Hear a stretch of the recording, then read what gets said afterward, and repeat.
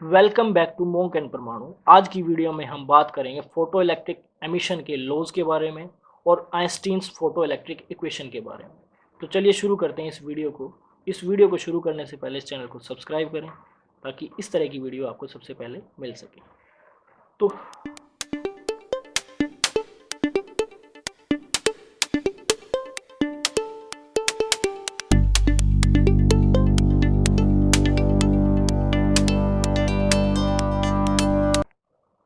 तो photo electric emission के laws के बारे में हम सबसे पहले बात करेंगे। तो सबसे पहला जो हमारा लॉ है वो है for a given metal and frequency of incident radiation the number of photoelectrons ejected per second is directly proportional to the intensity of incident light। यानी कि अगर फ्रीक्वेंसी को फिक्स कर दें, मेटल को फिक्स कर दें, तो जो करंट है वो प्रोपोर्शनल होगा इंटेंसिटी के। यानी कि इंटेंसिटी अगर बढ़ाएंगे तो फोटो इलेक्ट्रिक करंट भी बढ़ेगा। For a given metal there exists a certain minimum frequency of incident radiation below which no emission of electron take place. This frequency is called threshold frequency। New note एक ऐसी frequency है new note एक ऐसी frequency है जिस frequency से नीचे की कोई भी लाइट रेज अगर हम स्ट्राइक कराते हैं तो वहां पर एमिशन नहीं होगा, और इस फ्रीक्वेंसी से ऊपर कोई भी फ्रीक्वेंसी हम इल्यूमिनेट कराते हैं तो वहां पर एमिशन होगा। तो इस फ्रीक्वेंसी को हम बोलते हैं थ्रेशोल्ड फ्रीक्वेंसी।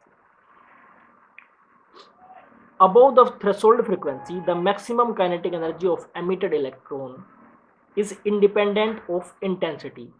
जो इलेक्ट्रॉन वहां से निकलेगा उसकी जो काइनेटिक एनर्जी होगी वो इंडिपेंडेंट होगी इंटेंसिटी के। वो डिपेंड करेगी सिर्फ फ्रीक्वेंसी पर, क्योंकि फ्रीक्वेंसी के अंदर होती है एनर्जी। तो वहां पर इंडिपेंडेंट होगी इंटेंसिटी के और डिपेंड करेगी फ्रीक्वेंसी पर कि जिस फ्रीक्वेंसी की हमने वहां पर इंसिडेंट लाइट डाली।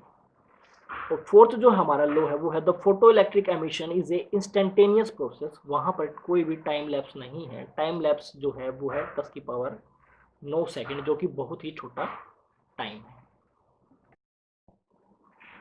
अब हम बात करेंगे आइंस्टीन्स फोटो इलेक्ट्रिक इक्वेशन के बारे में। Einstein consider the Planck's quantum theory to account for the photo electric effect.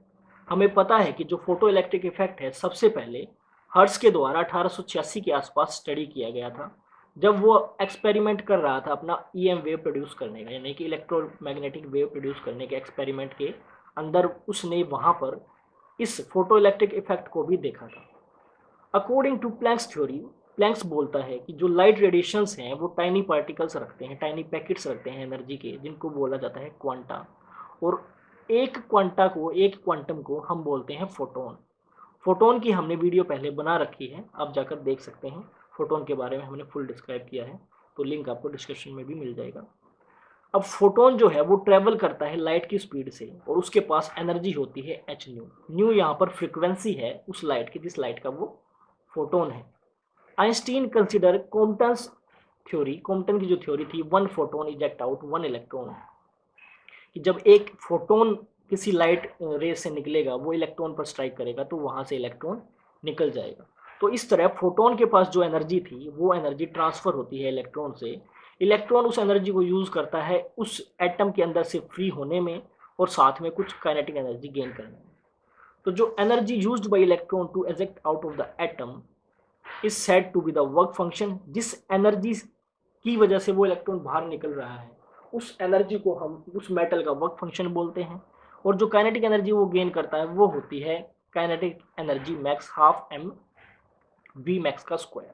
तो वो काइनेटिक एनर्जी क्या होगी? वो काइनेटिक एनर्जी होगी जितनी एनर्जी उस फोटोन के पास थी और जितनी एनर्जी इलेक्ट्रॉन ने वर्क फंक्शन के लिए माइनस करके रखी है, लेकिन वर्क फंक्शन के लिए वहां पर स्पेंड की है। तो energy of light photon minus work function of that metal, वो होगी काइनेटिक एनर्जी। तो यहाँ पर काइनेटिक एनर्जी जो मैक्स है वो H nu minus H new note के बराबर होगी। Work function H new note होता है, न्यू नोट वहाँ पर थ्रेशोल्ड फ्रीक्वेंसी है। तो काइनेटिक एनर्जी मैक्स यहाँ पर एच अगर हम कॉमन ले लेते हैं तो न्यू माइनस न्यू नोट होगी। अब हमें रिलेशन पता है, जो काइनेटिक एनर्जी है वो stopping potential into that electron है। स्टॉपिंग पोटेंशियल यहाँ पर वी नोट है, तो यहाँ पर हम समझ जाते हैं कि जो काइनेटिक एनर्जी है वो ई वी नोट होगी। तो इस तरह kinetic energy E V naught is equal to K max is equal to H nu minus nu naught होगी। अब हम यूज करते हैं nu is equal to C by lambda and nu naught is equal to C by lambda naught. तो यहाँ पर हम इसकी जो वैल्यू है वो सब्सटीट्यूट करेंगे तो हमें मिलेगा H bracket C by lambda over C by lambda naught. C अगर हम कॉमन ले लेते हैं तो H C 1 by lambda minus 1 by lambda naught हमारे पास यहाँ बचेगा। इस इक्वेशन को हम बोलते हैं आइंस्टीन्स फोटो इलेक्ट्रिक इक्वेशन। तो इस तरह हमारी ये डेरिवेशन खत्म होती है।